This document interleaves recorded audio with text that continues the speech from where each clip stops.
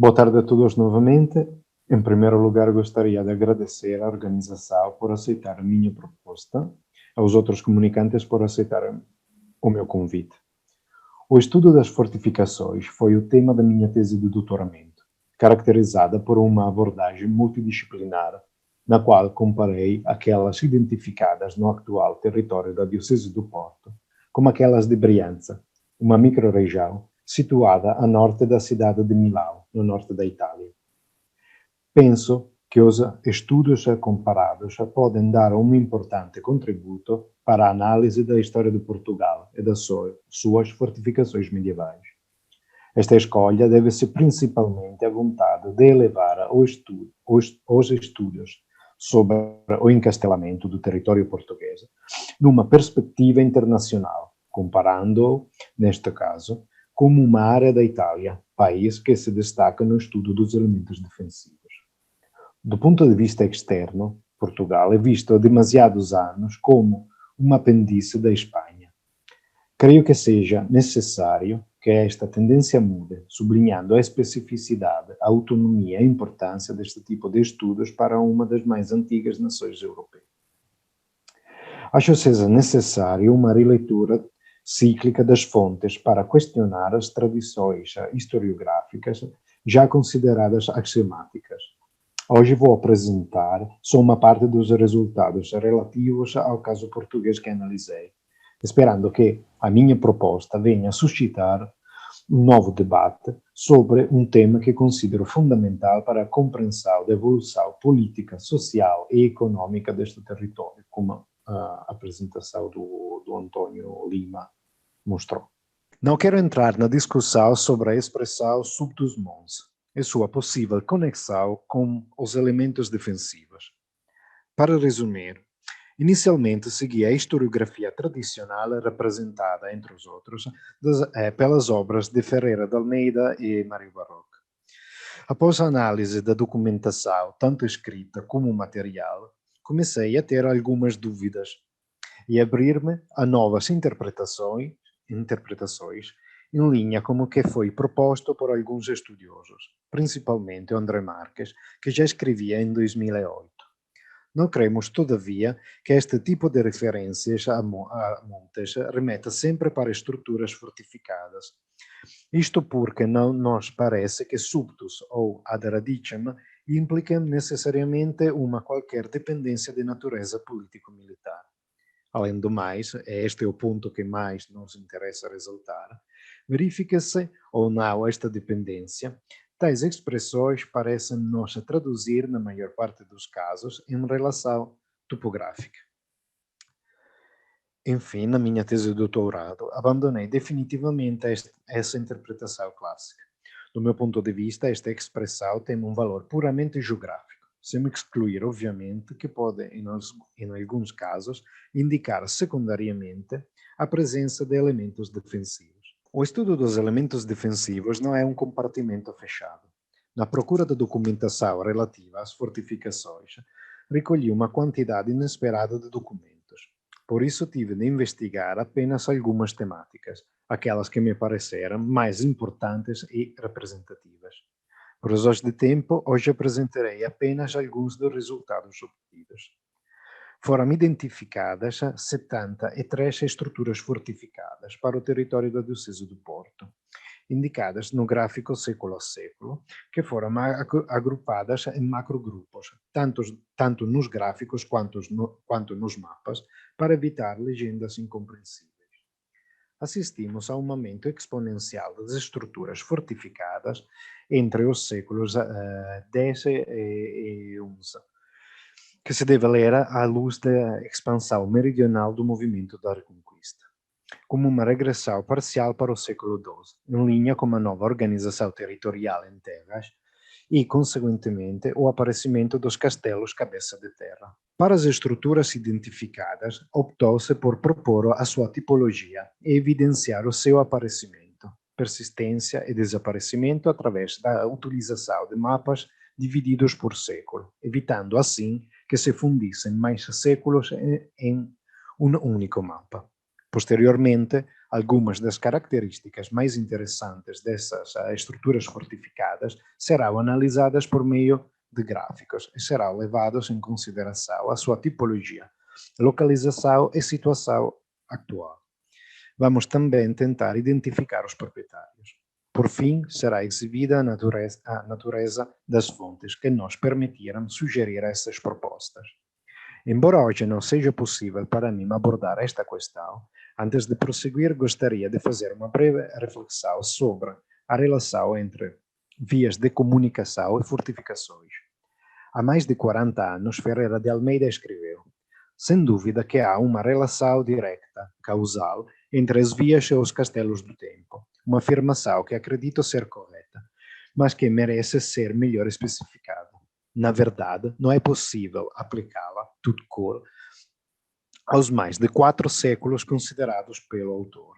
Eu acho que o controle das principais vias de comunicação seja uma característica de entidades políticas sólidas e bem organizadas. Na primeira fase da Reconquista, os castelos recintos ou aldeias fortificadas, obtidos com a reutilização de estruturas mais antigas, dificilmente poderiam ter sido incluídos nesta lógica. Na verdade, acredito que, em muitos casos, a necessidade da população local levou à construção de refúgios, mesmo longe das principais vias de comunicação, as quais poderiam ter facilmente permitido que inimigos chegassem a essas estruturas. Obviamente, o oposto é o caso dos pontos de vigia. Nesta tabela vemos os elementos defensivos identificados.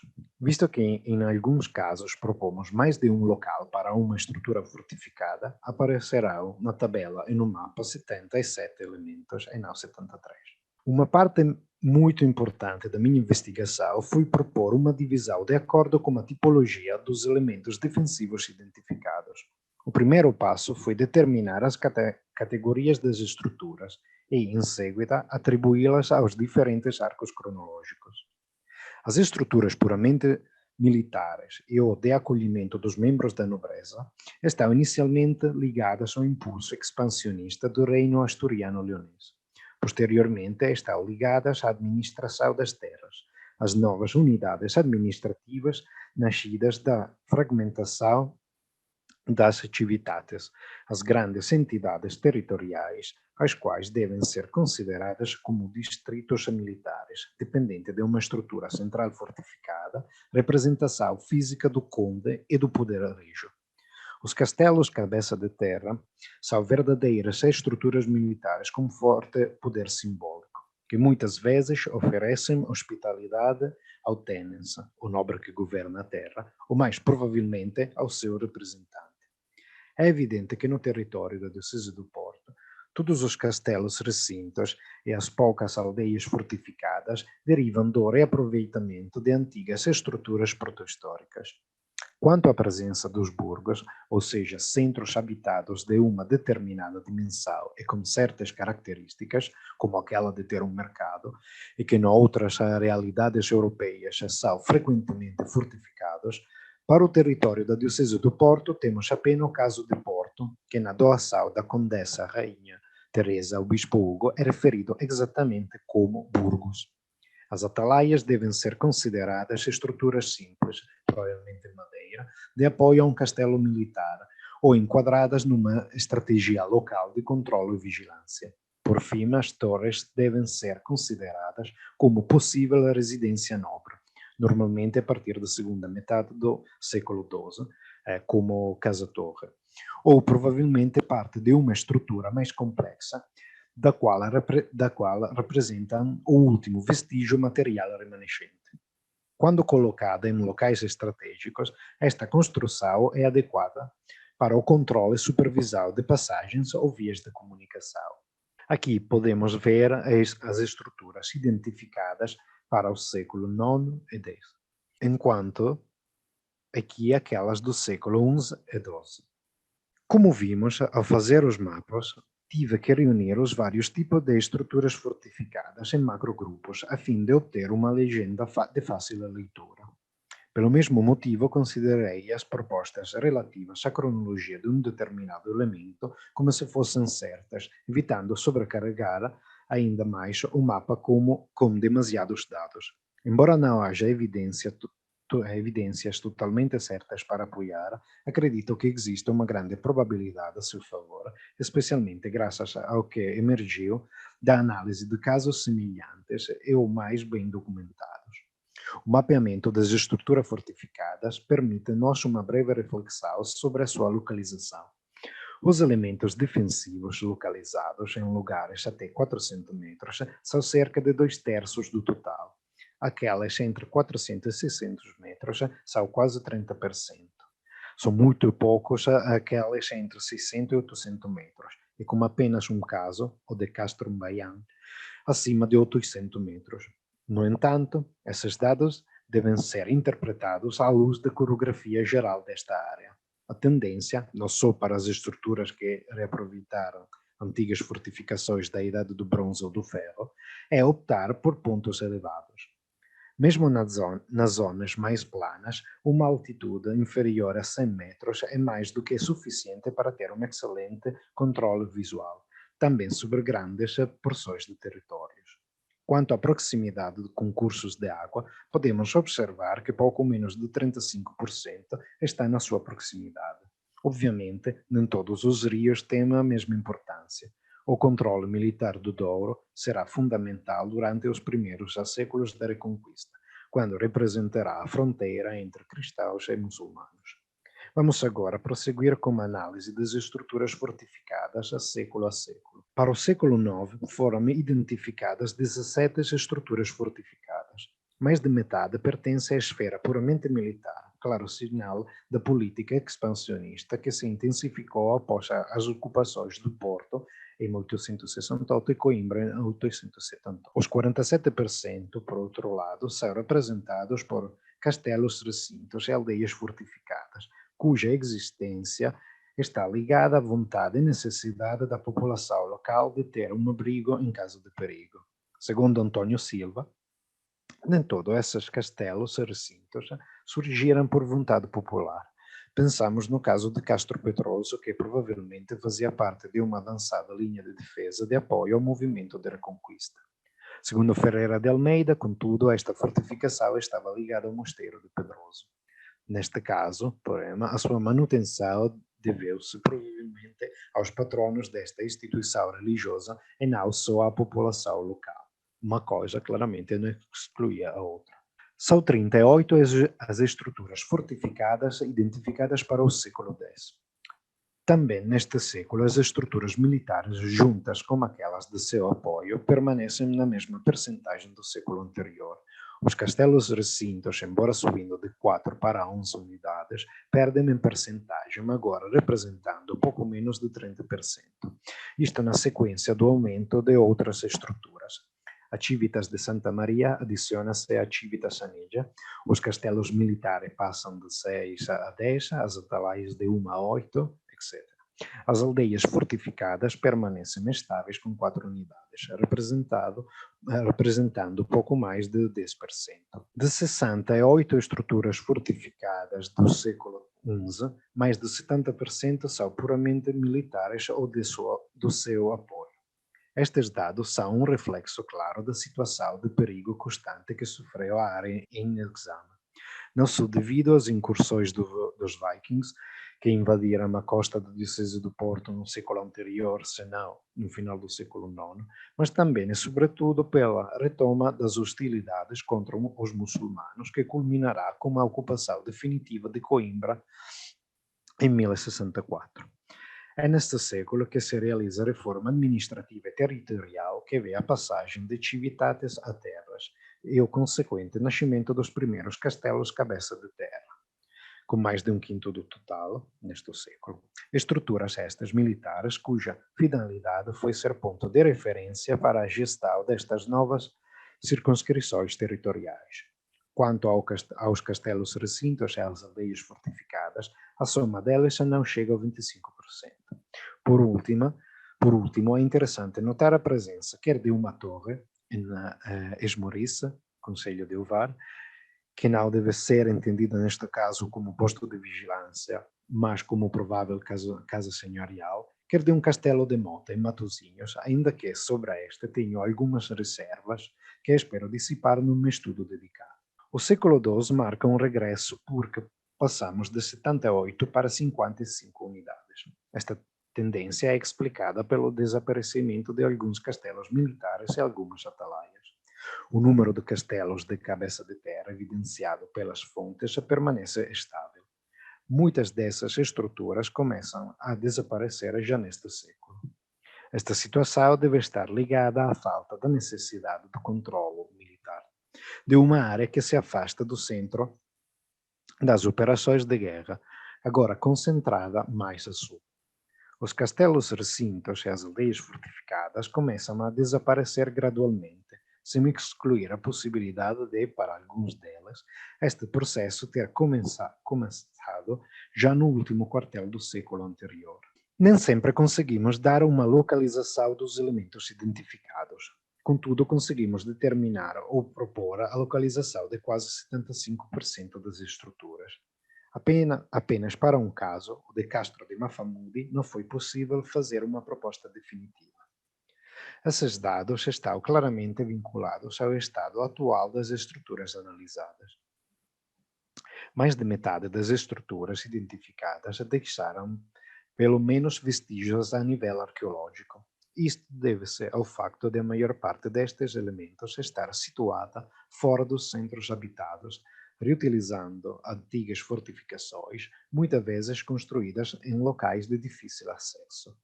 Essa característica tem permitido que elas sobrevivam até os dias atuais, sem serem engolidos pela antropização do território.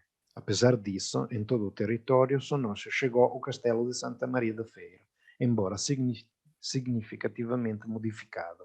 Um assunto delicado e fascinante que certamente merece uma análise mais aprofundada, caso a caso, mas não hoje, é aquele ligado aos proprietários das estruturas fortificadas. Neste caso, a maior contribuição é dada pela documentação escrita, de cuja análise podemos propor uma lista dos possíveis proprietários, balançada da percentagem daquelas que não conseguimos determinar, pouco menos de um terço. Às vezes, baseamos as nossas propostas em comparações com casos que tinham características semelhantes. Os principais grupos de proprietários podem ser divididos da seguinte forma: nobres, instituições eclesiásticas e comunidades locais.